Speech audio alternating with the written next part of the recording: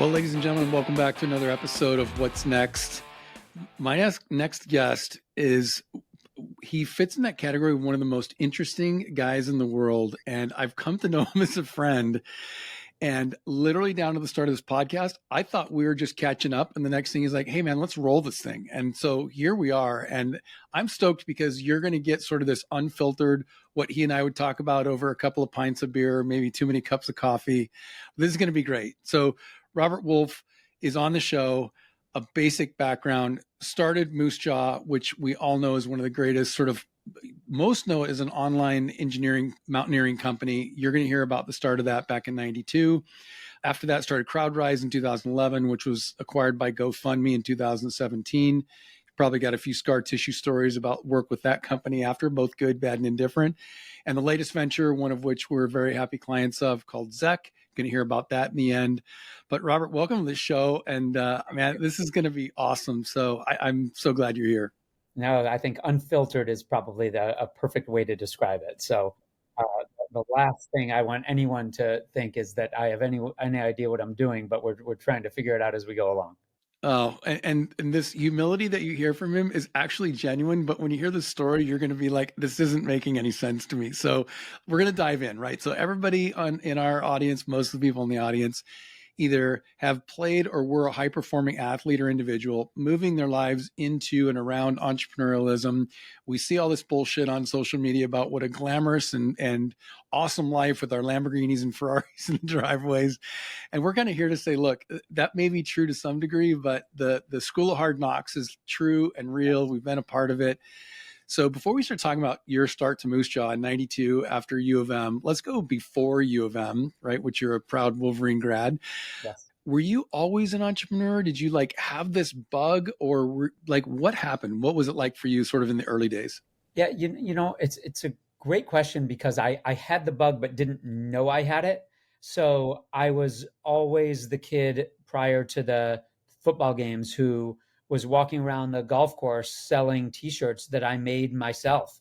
And I remember going to the national championship game in 92 and driving to Minneapolis without any money or a place to stay. A friend and I, we made up T-shirts and we drove to Minneapolis with a box full of T-shirts and stood in front of the hotel where all the action was. All the coaches were staying there, and we sold T-shirts. And then we got a hotel and we got tickets to the game. So it wasn't purposeful. It wasn't in my head saying I'm going to be an entrepreneur, yet I always did that. I'm sure your audience remembers back into the day, all the big games. It was Brent Musburger on CBS Sports. So I don't remember quite how I did it, but I loved the CBS Sports hats. And I even remember ordering like 500 of them and walking around Ann Arbor and selling CBS Sports hats, right? And so it was always just something that was in me. Well, as the audience knows from previous episodes, my introduction to it was I worked at a convenience store, liquor store, and I would get at wholesale the now and later packets and take and literally as many as I could fit into a backpack, and I would take them to school and essentially double or triple my money. That's But you doing T-shirts, I mean, you just walked right into a whole different level. I'm selling them at $0.25 a piece, and you're doing T-shirts and selling them to be able to get into tickets into championship games.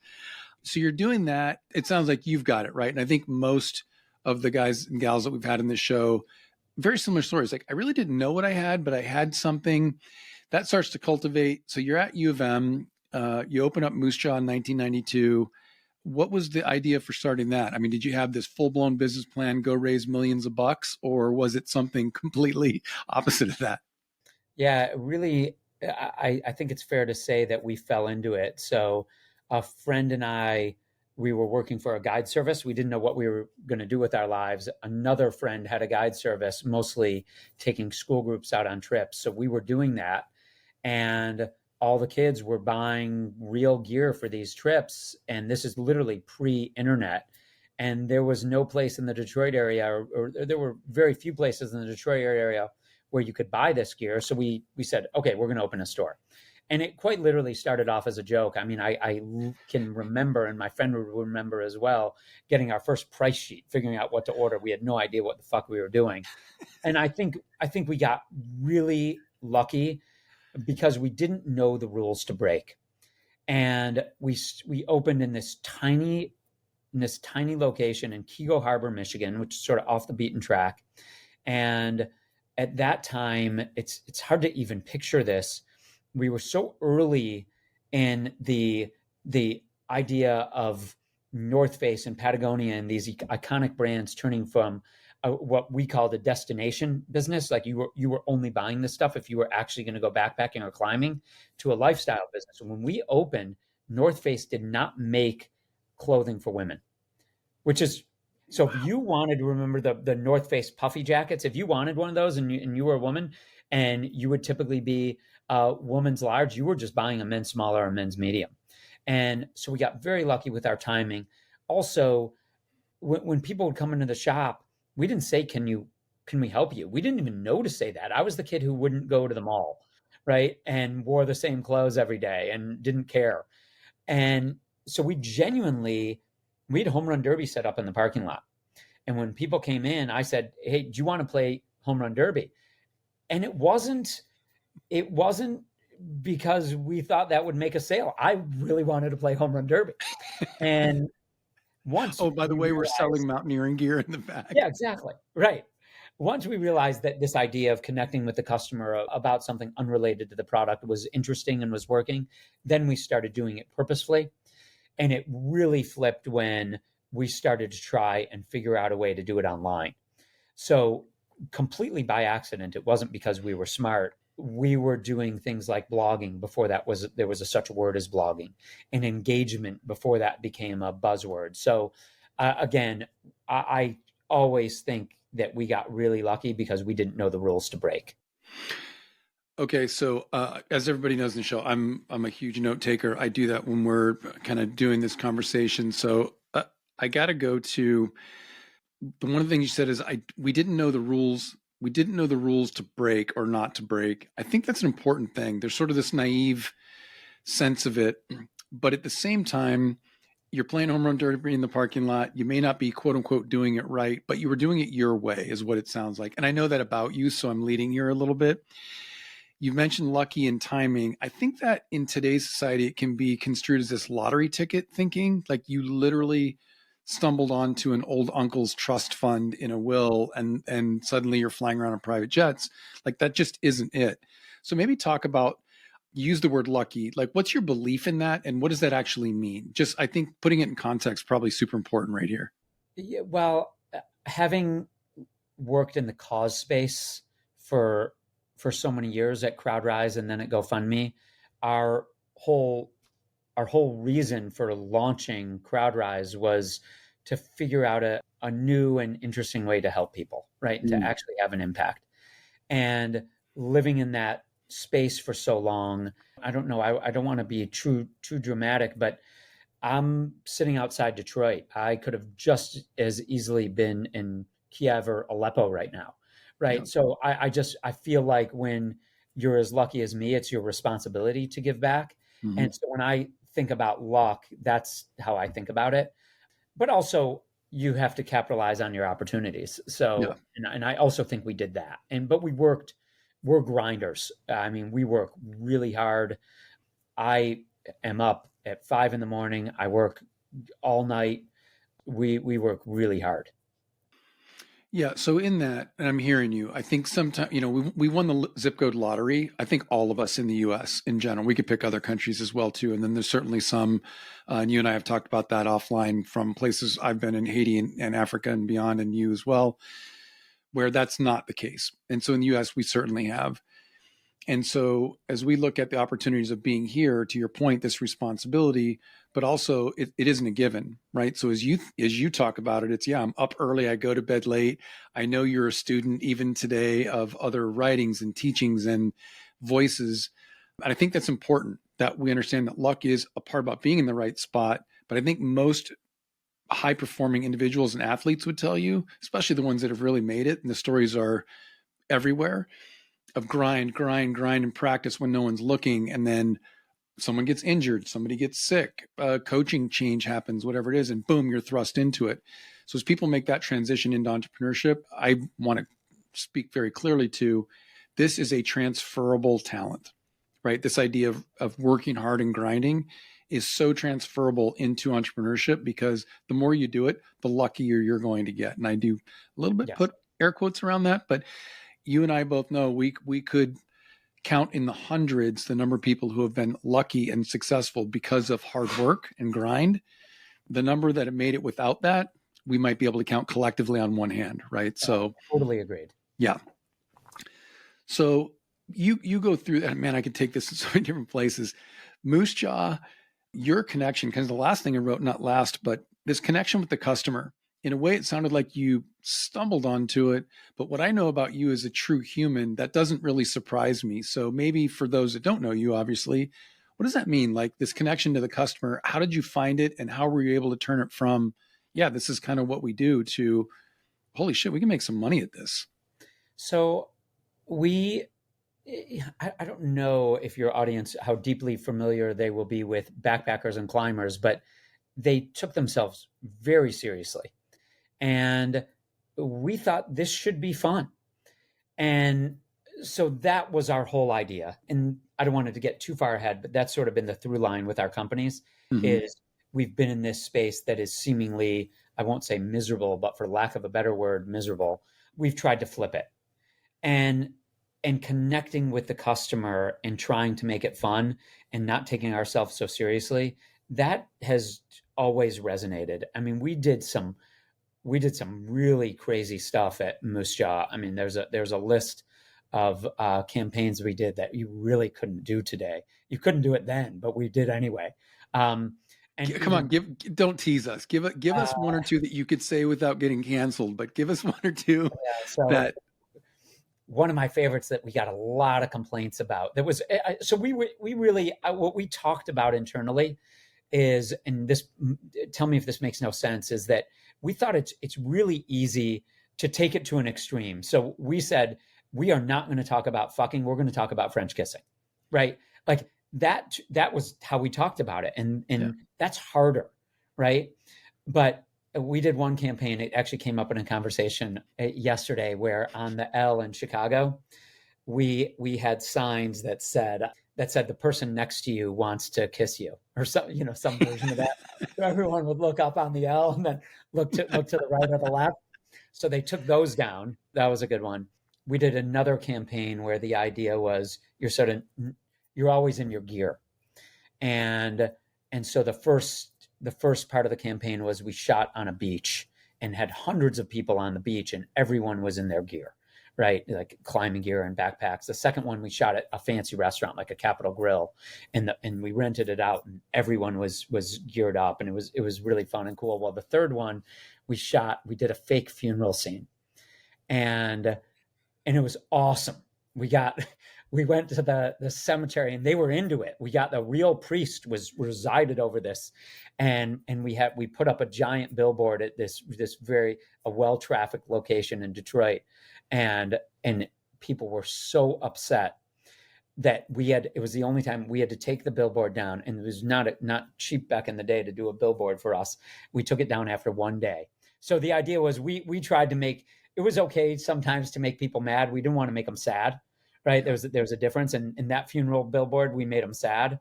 So we took it down. I mean, the list goes on. We were pretty, even today at Zeck, we're rebranding our office hours. And someone on our team came up with the idea. We were calling it Sexy Professor. And I really wanted to do Sexy Professor.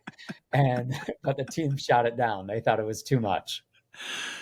Okay. So this through line through the companies, right? I think that's the way you said it it does go through from Moosejaw to what I know of you today. And I can barely contain laughter is, again, this cool nugget I think you're dropping here, which is be who you are, right? Because I wouldn't say you and I are, 30-year best friends, but I feel like we're kindred spirits. And what I do know of you is who you are on Tuesday is who you are on Saturday. It's who you are as a dad, talking about your son playing golf. I want him to jump on right away, but I joined 2 minutes too late.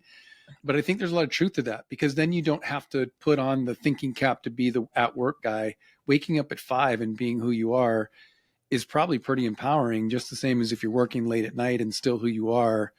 Having that comfort, and this has been a common theme on every single show so far, is do what you love and be who you are. So I think you've just put an exclamation point behind that, that it's worked at Zeck, it's worked at Crowdrise, it's worked at Moosejaw, and probably everything in between. And not because you forced it, but because that is actually who you are. And for anybody who wants to have Robert in the next thing, my very first guess is going to be, it's kind of take it or leave it based on who you are. And if you don't like who you are, it's probably not a right fit. Yeah, it's threading that needle has been challenging for us. I'll give you an example.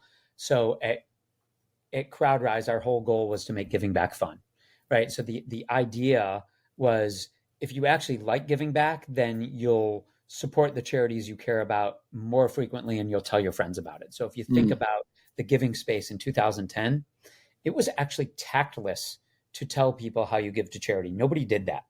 So our idea was, how do we make it social?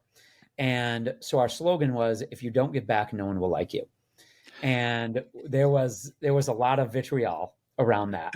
So we worked with the biggest charities in the world, and you talk about threading that needle. So the Red Cross came to us, and we were their fundraising platform, which was a really big deal.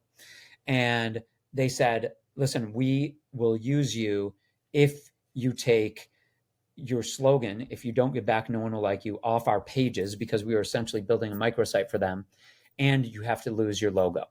And in the Crowdrise, we just want it branded entirely Red Cross. So we said to them, listen, we will take the slogan off the page, because we understand why you don't want, you're raising money for all these serious causes. We understand why you wouldn't want that on there when you're raising money for disaster relief, for example. Mm-hmm. But we're trying to build a brand. And we want to be the brand that if you see someone in a Crowdrise t-shirt, that you know they're doing something for cause, right? And so we said, we are not taking Crowdrise or our logo off your page. And we would have lost them as a customer if they wouldn't tolerate that. Now, what happened over time is, and I say this so humbly, is that I think we became a platform for younger people to give back. And as some of these organizations were graying, they actually wanted our logo on their page because it represented something different for them. But at the very early stages, when organizations were laughing us out of the room, being able to take that stand was really, really hard. And again, it was a balance for us. So we did take, if you don't give back, no one will like you, off those pages, but we wouldn't take Crowdrise off. So that's great, because in your experience with your other, let's say, sets of peers and peer groups around, and by the way, Moosejaw acquired, Crowdrise acquired, Zeck, somewhere probably moving, who knows, in that direction. But for companies and founders that are starting and in this journey, how many of others have you seen that kind of took the same stance? Like, we've got to be flexible and obviously listen to the client, but there are some non-negotiables for us. And I use that term because, they kind of fit into who are we at its core? What is our North Star? And you can't be everything to everybody. So of the other peers that you've seen, do you find that's a similar story, that whether it's a logo, a person, an ethos they had, like, is that pretty common, or do you see it all over the map? I see it all over the map. I think Patagonia, to me, is the best example of doing it well. I'll say Patagonia was the most challenging company we worked with at Moosejaw in a very positive way, because they didn't care about money. And so when we went to Company X and said, hey, if we spend another $5 million with you, will you do X, Y, and Z? Then there was a conversation. Patagonia didn't care, right? It was, this is our path, and you can join us on that path and it'll be great for you, or not, right? So they were one extreme. But I think that there's so much pressure, and we failed at everything. Anything you could fail at, we failed at it. I'm not being hyperbolic. We did. And so when you get pressure from your investors, for example, so I remember at Moosejaw, we made everything in the US, and that was important to us. And our investor said, no, we need better margin on the product. And so we went and we made it overseas, and it was a fucking debacle. We were terrible at it. And then we ultimately brought it back in house. But there's pressure from everywhere. And it's you talk about, you know, the grind of launching and running a company. It's really fucking hard. You know, sometimes I say I would wish me upon no one. So the there is no free lunch, right? It's really hard. Well, I love this, and hopefully it's like, hey, folks, stick with me. It's like a tough sermon at church, right? Like it's some things you just don't want to hear, but you need to. This Yeah. is one of those because there's a couple of taglines our audience knows. One is we really value experience, not opinion. We talk a lot. I mean, thus having you on the show, right? You've been there and done that. And the other is success looks a lot like hard work, right? Warren Buffett's statement. And when it doesn't, you should really check the source. So I think at the end of the day, you wouldn't wish yourself on anyone, but that's because at the end of the day, it does take hard work and it is freaking hard and it's not easy. And I'm sure, you know, as you are as a father and a mentor to others would say, I'd love to be where you are. And you say, if you would you like to be where I was? And I think Right. for a lot of people, it's like, crap, maybe not. You know, but for those that are willing to go the journey, it is worth it, but it's hard work. I used to do for my kids every single morning. I would print a quote for them and have it out for them on before they went to school. And I think I'm going to misquote someone. I think it was Coach Cal, who's now I think at Arkansas. He said to his team, he said, it will never get easier. If you think it will, you're kidding yourself. You just have to get better at dealing with it. And I believe in that so deeply. I mean, our slogan at Moosejaw was "Love the Madness," and that started internally because the idea to the team was, if you have to be able to embrace the chaos, and if you're not ready for it, this probably isn't the right place for you, because it's never going to get easier, and you just have to be able to deal with it. And I think that's so true. Okay, so perfect. Go on this journey with me, because if I'm your now new business partner, here's what I would say. I know that Love the Madness is exactly who you are. I think our audience has that out of at least the first 15, 20 minutes of this. You get it. There's some chaos along with this awesome creative thinking and totally willing to go counterculture. Did you guys even use that in the, I'll say, talent finding and interviewing process? Like, it sounds like if it's a tagline for the company, you have to understand, if you don't love the chaos, if you can't embrace Love the Madness, you are not going to like working here. So did you guys use that as kind of part of the culture and sort of the foundation of we look for people who can embrace that?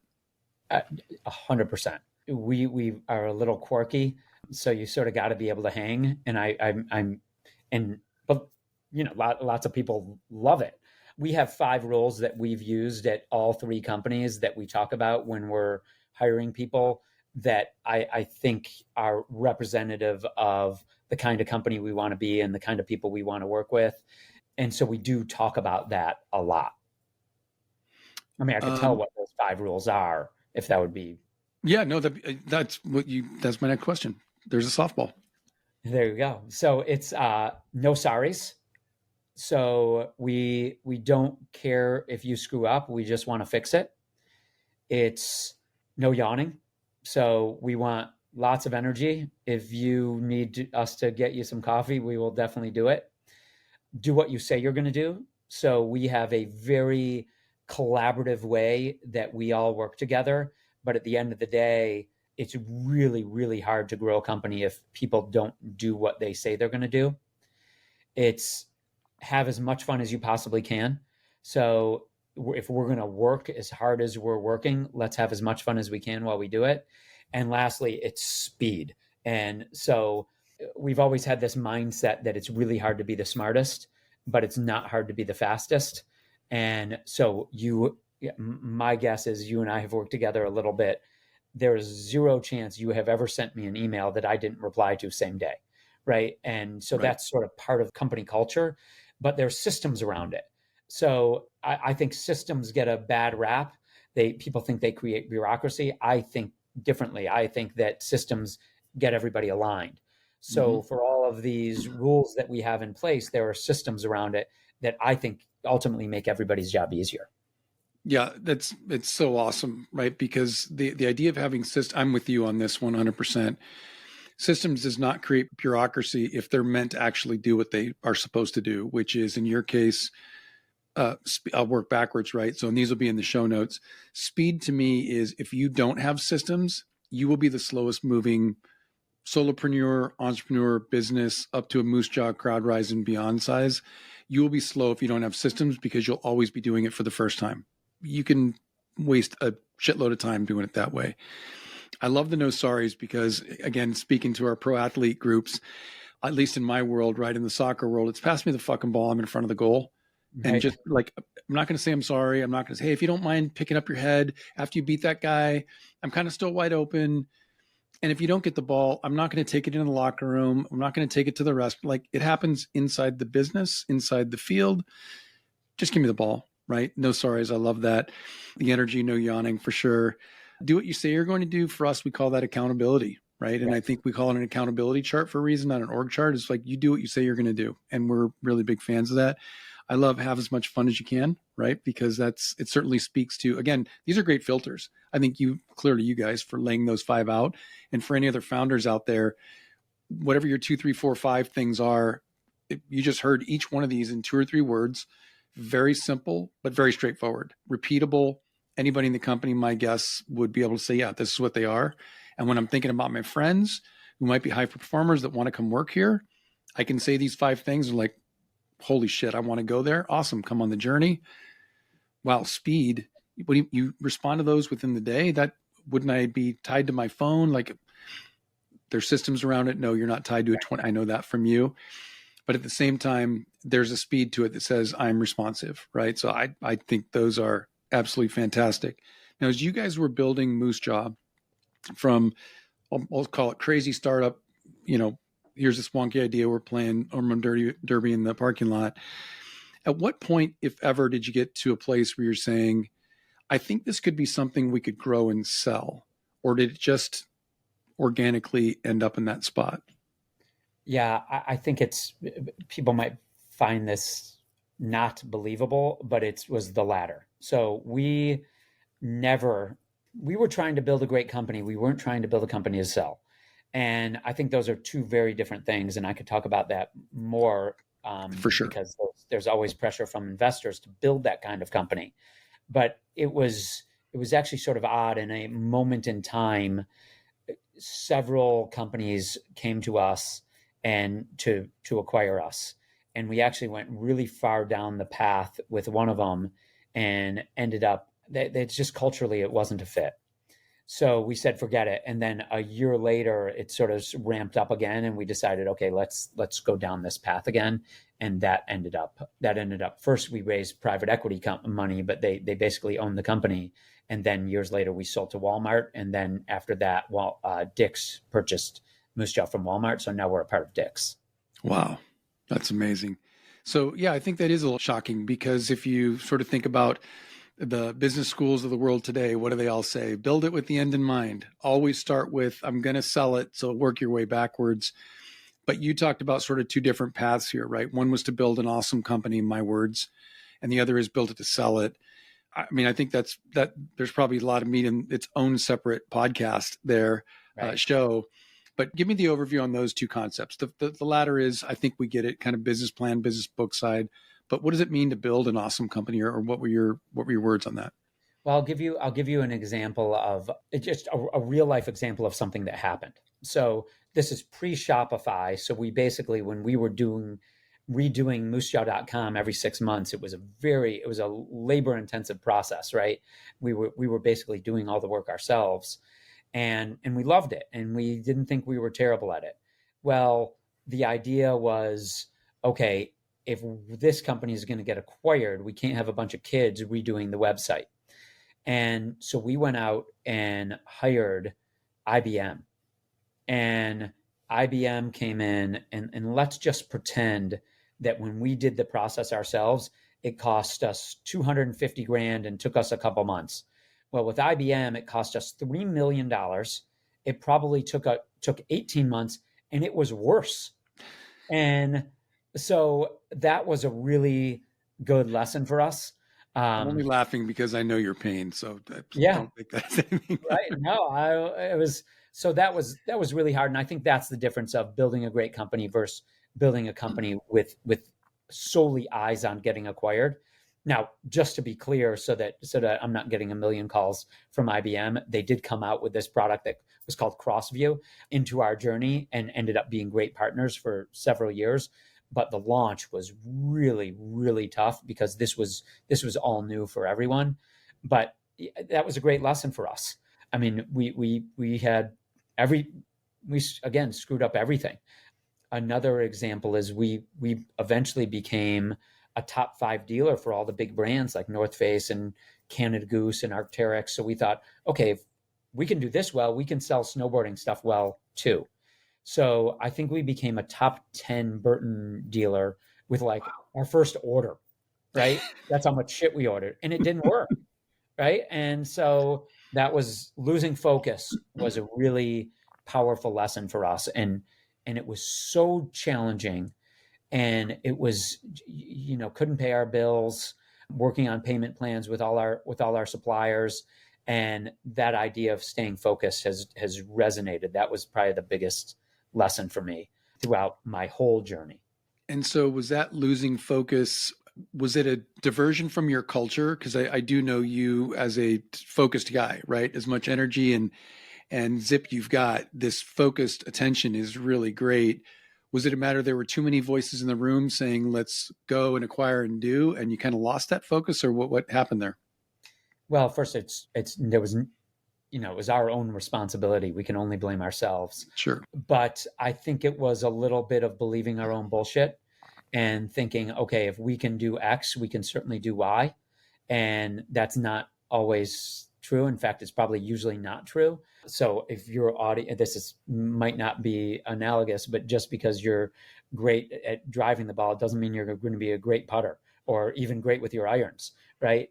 So we thought we could do it, and we also wanted to grow faster. And it was in e-commerce and retail, you can't grow if you don't have the product. Mm. So it was a means for faster growth to a new market. But again, it didn't work. I think at our new company, Zeck, we're being far more meticulous about how we roll out new products based on those lessons from 10, 15 years ago.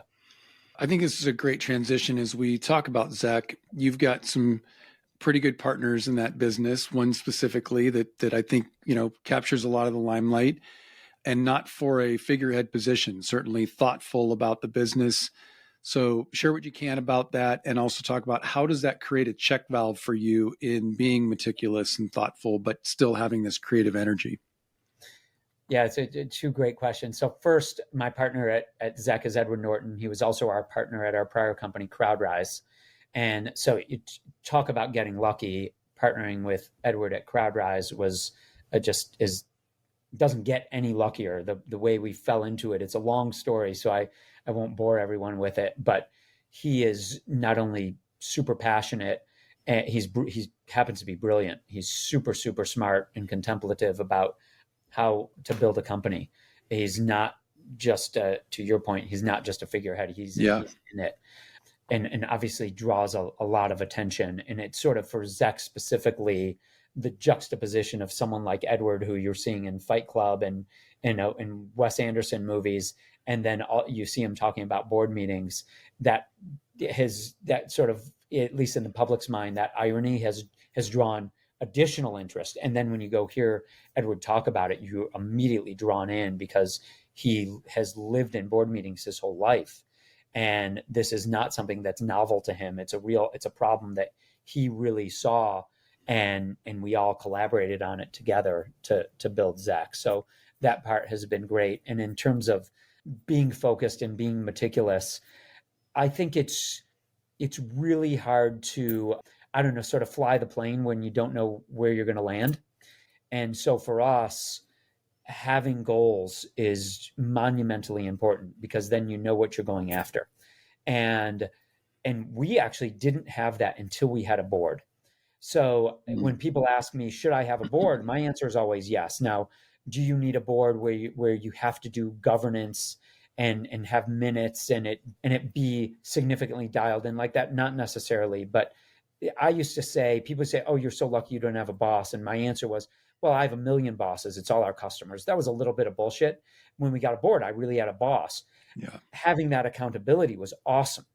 So we have quarterly goals that we in annual goals, but our annual goals aren't for just 2024 or 2025. We have goals that are 12 months out that we update quarterly.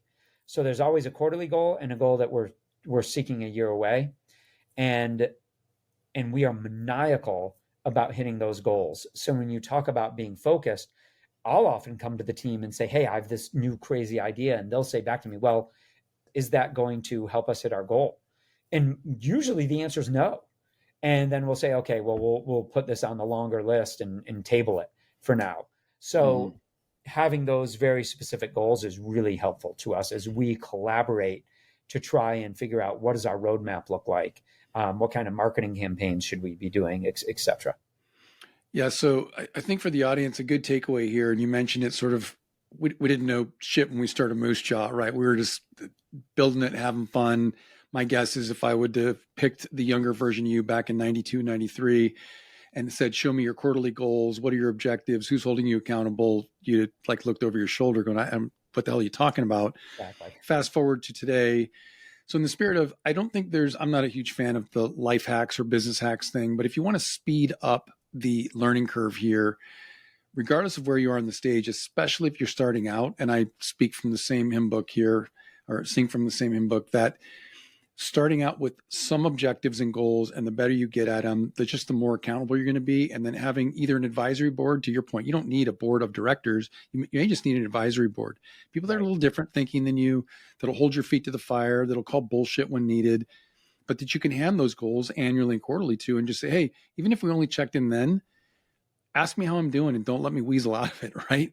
Yours is obviously a lot more serious. And a guy like Edward, who I've heard speak a number of times, very thoughtful guy. And I do get the sense that as you guys built Zeck, which was a platform to replace these 50, 60, 70 page PowerPoints that we all put together to report out to our boards, now they're living, breathing documents that people view, and you know that they view, have input on, they're iterative, they intake information, the links. I mean, I can go on, and Zeck's link will be in the show notes, but I can see where he would say, oh my gosh, this not only solves my problem, like I actually can have input.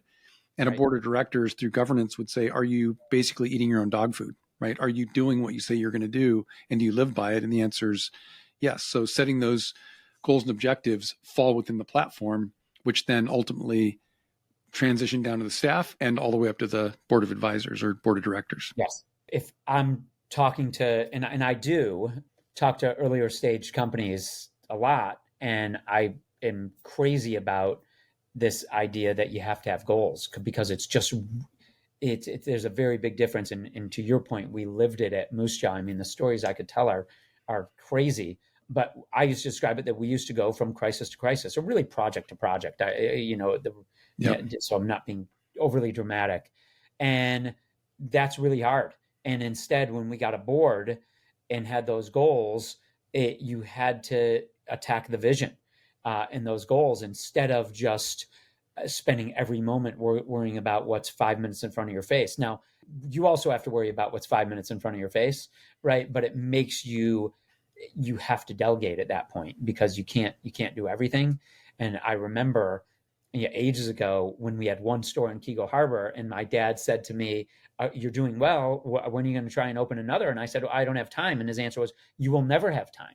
Right. And so figuring out how to get people on your team to help drive that vision is obviously key. And we are just super lucky that many people on our key team at Zeck also worked at Moosejaw and or Crowdrise. So, they knew exactly what they were getting into.